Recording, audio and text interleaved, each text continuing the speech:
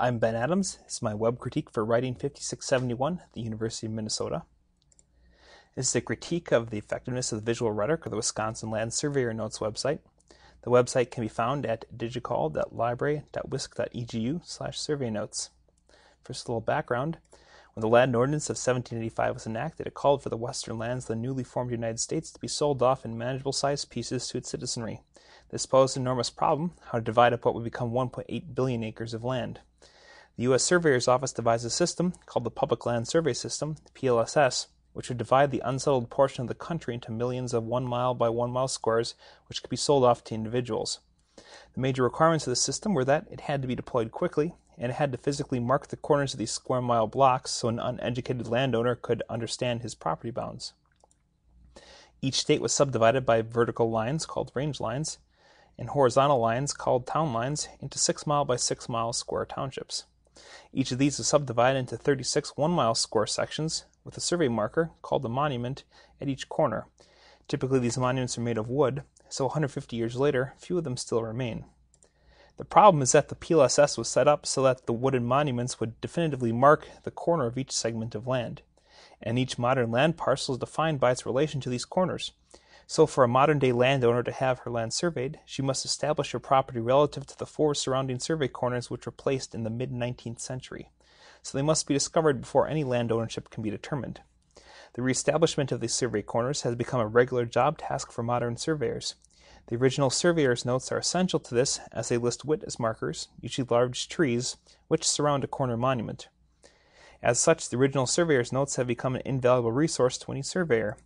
They are kept by the Wisconsin Board of Commissioners of Public Lands and are available on the website I'm about to critique. The audience of this website is professional surveyors throughout the state of Wisconsin and landowners. The purpose of this website is to allow for swift access by these individuals to scanned images of these original surveyor's notes for a specific piece of land. To address the effectiveness of the visual rhetoric of this website, we use the methodology outlined by Dickinson and Maw in their essay defining visual rhetoric. I'll start by looking at the website's outward appearance and aesthetic in relation to other technical information sources, and then drill down and critique its function and structure. Upon first viewing the website, it uses color in nearly every space available on the page. The left menu bar is dark brown, and the background is a lighter shade of that. The top is marked by a montage of photos of Wisconsin-esque landscape with a State Department logo at the top left. In contrast to these extras is white space in the center of the document where the primary information is placed. The website designers did a good job making the space contrast, increasing the visibility of the technical content. For comparison, a website which is directly linked is the UW Library's website. This site is very functional. It is to point users toward resources they are seeking. The front page very transparently points to all the resources available to them. It uses a tab window at the center, highlighted with large red buttons, and plenty of white space to focus the user's attention to its primary function, which is searching. In contrast to the UW website, which hosts technical content well, our site falls short. The main purpose of our website is to point the professional surveyor to digitize survey notes for a specific parcel of land. The user is not interested in being reminded that Wisconsin abounds in natural resources or to take a photo tour of some of the state's assets. Kress and Van Leeuwen describe the logic behind this classic website blunder in their book Reading Images. First, they point out that the modality of visual rhetoric, or the credibility, arises from the values and beliefs of the social group in which it exists.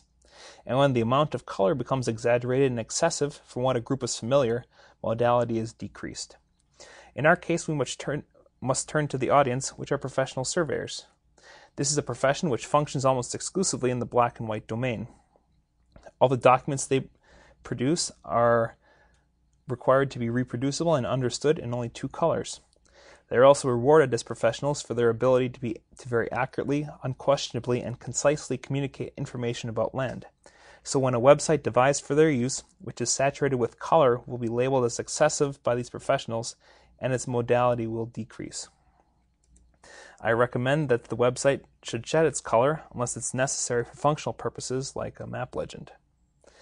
Similarly, the image montage at the top of the page is unnecessary and provides no additional function. It only reasserts that the web page was designed by someone who is not a surveyor, but who's familiar with public relations. Likewise, the leaf background under the left menu is unnecessary and distracting. This should be replaced with white space to provide emphasis on the page content. The typeface selection for the page is appropriate. It is a simple serif-free font, which lends itself to clarity. The size of the font is not always appropriate, however. On the left menu bar, the uniform font size communicates that there are 7 functions of the site, all of equal importance. This is misleading. In reality, the website only has 2 principal functions. They are to display the surveyor's notes for a specific tract of land, and second, to provide background information which is pertinent to understanding them. The first function is provided by the search function, and the second is provided by the land survey information link. The remainder of these links could be consolidated into a single page, perhaps about us.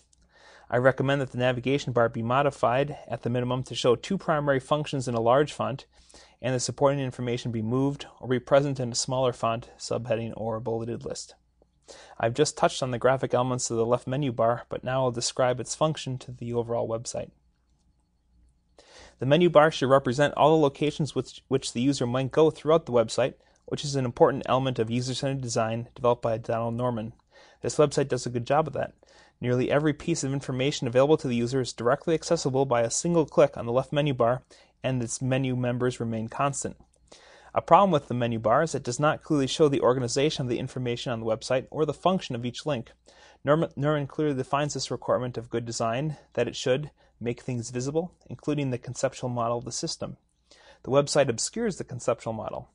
Home is a collection of loosely combined facts which are repeated from other pages on the site, and the function which every user comes to the site to use is under search. This link could better be described as surveyor's notes. The website should be modified so its primary content, which is this page, is initially displayed. When looking for surveyor's notes, the web developers adopted a good model to organize the information through the use of a map. Hypothetically, to access the notes for a specific area, you can just click on the map until you get the property line you're looking for. Donald Norman sets this as another requirement for good design, which is follow natural mappings between actions and resulting effect. In this case, the user does not need to learn a new system to use it.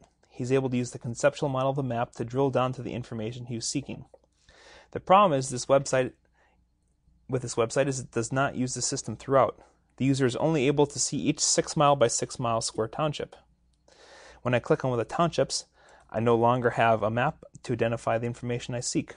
The web designers tried to account for this discrepancy by adding a link which displays the section numbers within a township.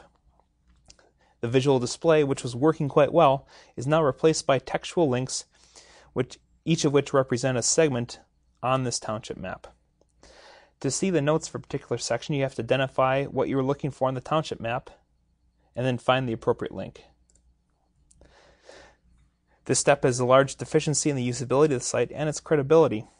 Once a specific page is displayed, the user again has many useful options available, like enlarging the photo for viewing. I recommend that this township level page be replaced with a visual interface, like at the higher levels. It would be preferable to have a township diagram specific to the geography of this township, but even a generic one would be much farther ahead than this current option. I've recommended several changes to this website. The most essential are the removal of unnecessary graphic elements to the front page, restructuring of the left menu to more clearly reflect the structure of the site, and to consistently apply the visual model used in the first map. These changes will improve the site's effectiveness and credibility, and therefore make it more persuasive. Thank you.